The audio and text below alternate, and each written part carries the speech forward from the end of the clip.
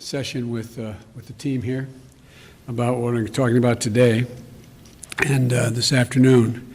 And let me just start by saying I can't tell you how much I appreciate the three people standing next to me here for what they've agreed to do to help, particularly my best buddy, John Kerry.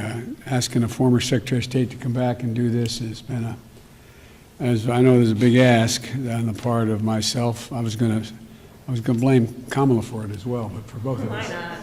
And but John's been deeply involved. The Secretary's been deeply involved in climate issues as a senator and one of the leaders legislatively as well. And I don't think anybody knows more about the issue and the damage that's been done by some of the executive orders of the previous administration. And Gina, you've run everything, Gina. Thank you very much. Let me get to it. Today is Climate Day at the White House, and which means that today is Jobs Day at the White House. We're talking about American innovation, American products, American labor. And we're talking about the health of our families and cleaner water, cleaner air, and cleaner communities. We're talking about national security, America leading the world in a clean energy future.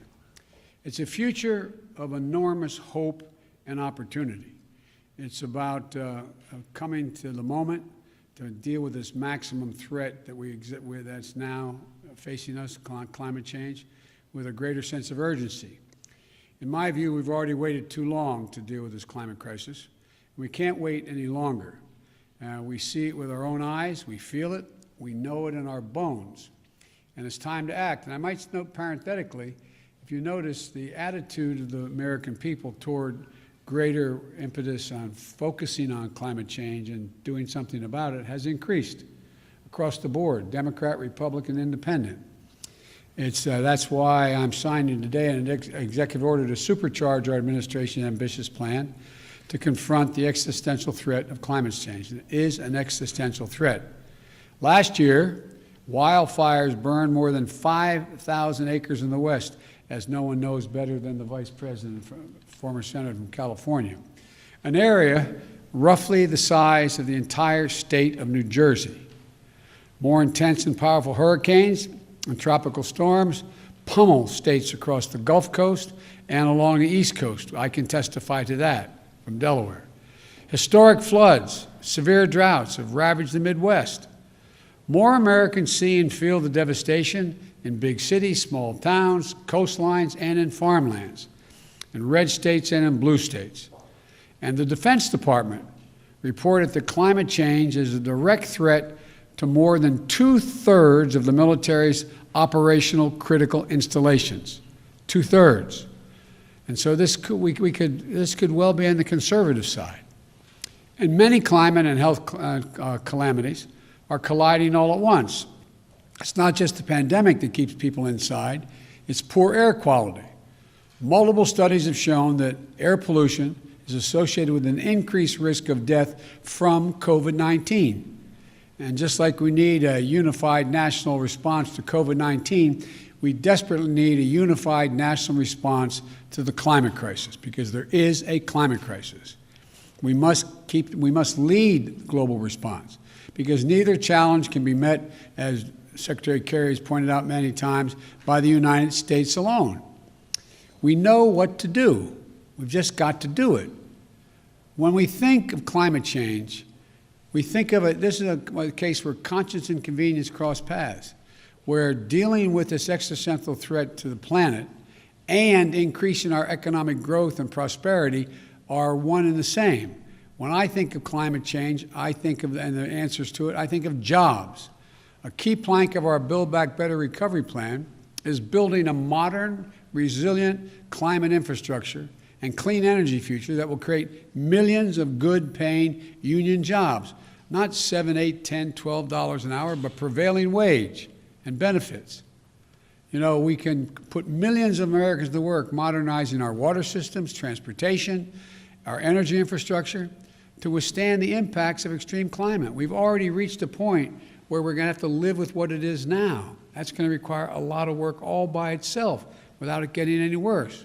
When we think of renewable energy, we see American manufacturing, American workers racing to lead the global market. We see farmers making American agriculture first in the world to achieve net zero emissions and gaining new sources of income in the process. And I want to parenthetically thank the Secretary of Agriculture for helping me put together that program during the campaign. We see small business and master electricians designing, installing, and innovating energy-conserving technologies in building homes and buildings. And we're going to reduce electric consumption and save hundreds of thousands of dollars a year in energy costs in the process. And when the previous administration reversed the Obama-Biden vehicle standard and picked big oil companies over American workers, the Biden-Harris administration will not only bring those standards back, will set new, ambitious ones that our workers are ready to meet. We see these workers building new buildings, installing 500,000 new electric vehicle charging stations across the country as we modernize our highway system to adapt to the changes that have already taken place. We see American consumers switching to electric vehicles through rebates and incentives, and the residents of our cities and towns breathing cleaner air, and fewer kids living with asthma and dying from it. And not only that, the federal government owns and maintains an enormous fleet of vehicles, as you all know. With today's executive order, combined with the Buy American executive order I signed on Monday, we're going to harness the purchasing power of the federal government to buy clean, zero-emission vehicles that are made and sourced by union workers right here in America. With everything I just mentioned, this will mean 1 million new jobs in the American automobile industry, 1 million. And we'll do another thing. We'll take steps towards my goal of achieving 100% carbon pollution-free electric sector by 2035, transforming the American electric sector to produce power without carbon pollution will be a tremendous spur to job creation and economic competitiveness in the 21st century. Not to mention the benefits to our health and to our environment. Already, 84% of all new electric capacity planned to come onto the electric grid this year is clean energy. Clean energy. Why? Because it's affordable, because it's clean, because in many cases it's cheaper, and it's where we're keeping up. They're keeping up. We're going to need scientists and national labs, land-grant universities, historical black colleges and universities to innovate the technologies needed to generate, store, and transmit clean electricity across distances, and battery technology and a whole range of other things. We need engineers to design them and workers to manufacture them. We need iron workers and welders to install them. Technologies they invent, design, and build will ultimately become cheaper than any other kind of energy, helping us dramatically expand our economy and create more jobs with a cleaner environment. And we'll become the world's largest exporter of those technologies, creating even more jobs. You know, we're also going to build 1.5 million new energy-efficient homes and public housing units that are going to benefit communities 3 times over. 1, by alleviating the affordable housing crisis. 2, by increasing energy efficiency. And 3, by reducing the racial wealth gap linked to home ownership. We're also going to create more than 250,000 jobs to do things like plug the millions of abandoned oil and gas wells that pose an ongoing threat to the health and safety of our communities. They're abandoned wells that are open now. And we're going to put people to work. They're not going to lose jobs in these areas. They're going to create jobs. They're going to get prevailing wage to cap those over 1 million wells. These aren't pie-in-the-sky dreams. These are concrete, actionable solutions. And we know how to do this. The Obama-Biden administration reduced the auto industry, rescued the auto industry, and helped them retool. We need solar energy, cost competitive with traditional energy, weatherizing more, we made it cost competitive, weatherizing more than 1 million homes.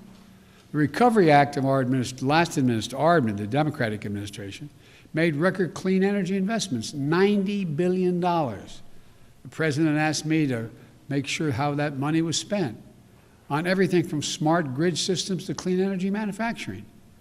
Now, the Biden-Harris administration is going to do it again and go beyond. The executive order I'll be signing establishes a White House Office of Domestic Climate Policy, and it'll be led by one of America's most distinguished climate leaders, former EPA Director Gina McCarthy. As the head of the new office and my National Climate Advisor, Gina will chair the National Climate Task Force, made up of many members of our cabinet, to deliver a whole-of-government approach to the climate crisis. It's not time for small measures. We need to be bold. So let me be clear. That includes helping revitalize the economies of coal, oil, and gas and power plant communities.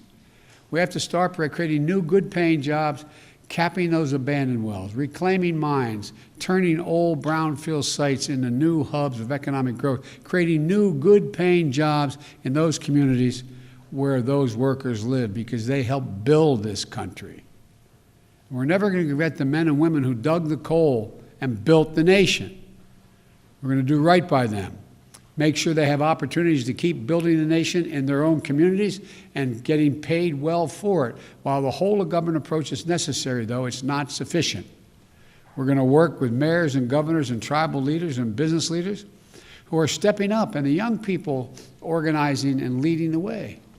My message to those young people is, you have the full capacity and power of the federal government. Your government is going to work with you.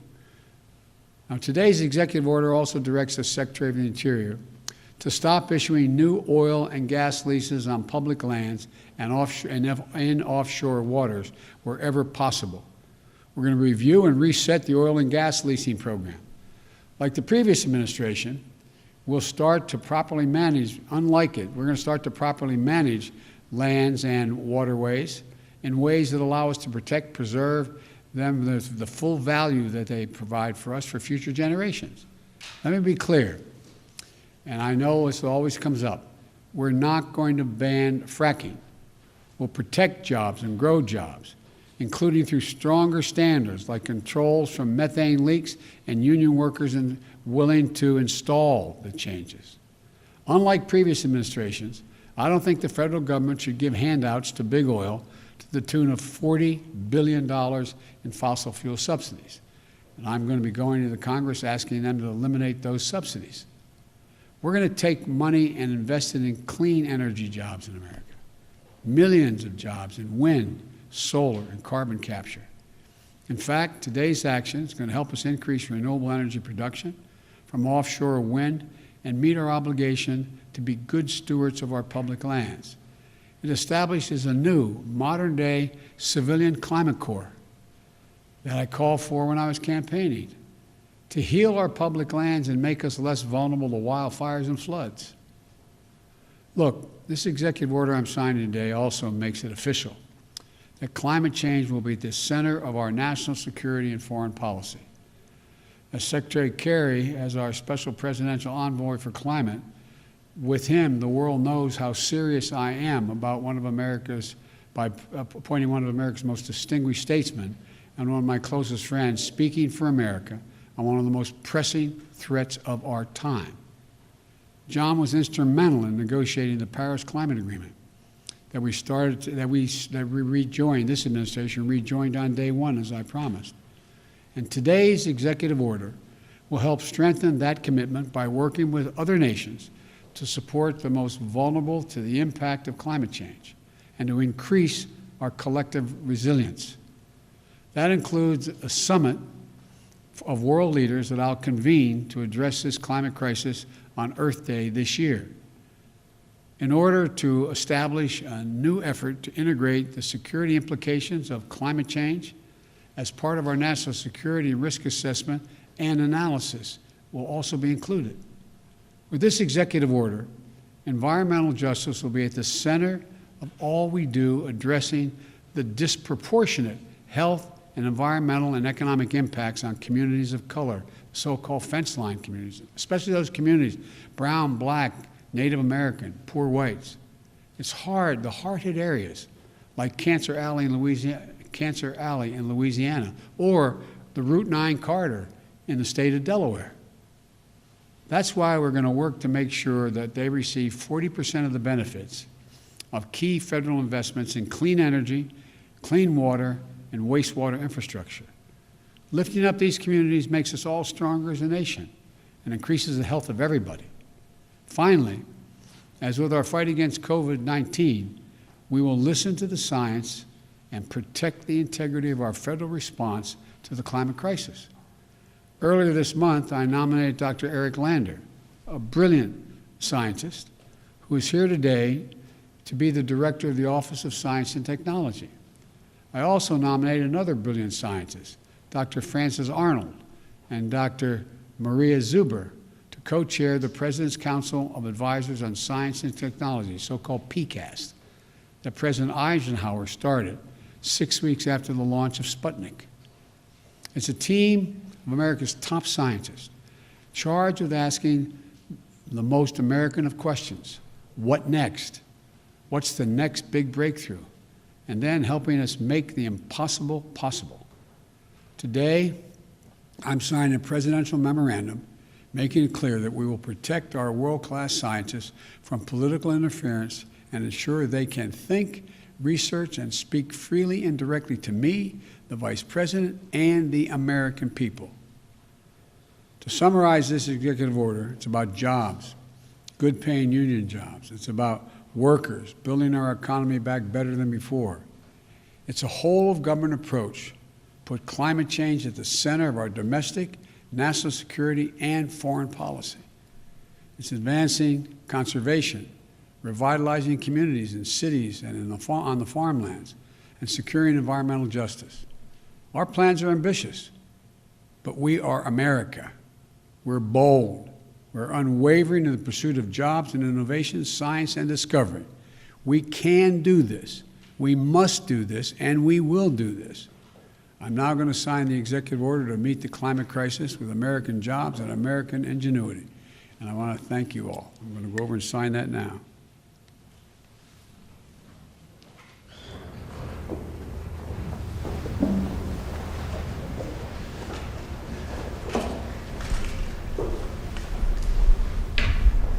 Use the right pen, sir.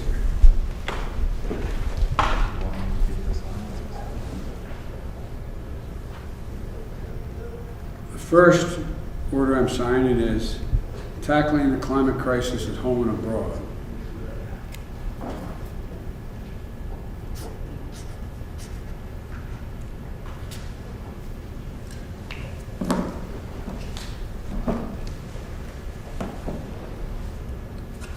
This next one, restoring trust in government through science and integrity and evidence-based policymaking.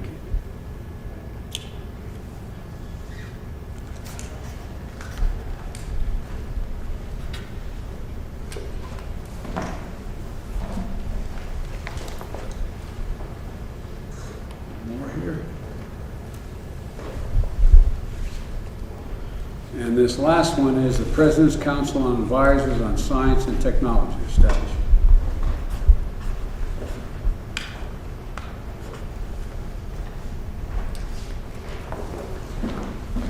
I thank you all for your time. Sir, what sacrifices are you asking Americans to make? Thank you. Mr. President, will you declare national emergency on climate change, you guys? Sir, if you're calling for it, you still support the greenhouse gas? Still support the greenhouse gas?